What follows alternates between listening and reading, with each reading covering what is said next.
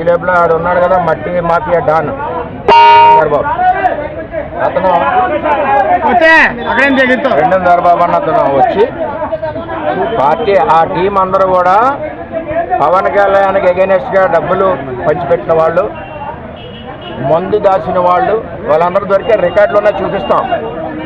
వాళ్ళందరూ వచ్చి నా మీద కలబడ్డారు.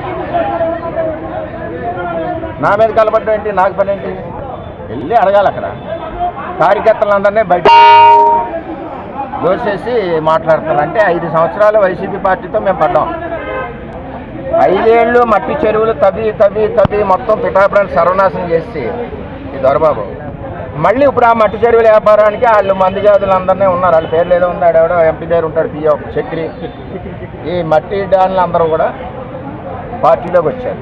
సరే వచ్చారు, వాళ్ళ పని వాళ్ళు ఎవరండి ఎదవలు మాట్లాడడానికి మా మీద ఒళ్ళు మండిపోతుంది. పవన్ కళ్యాణ్కి ఎన్ని పొడి పడుస్తారా? పవన్ కళ్యాణ్ ఎలక్షన్లో డబ్బు పంచుతారా?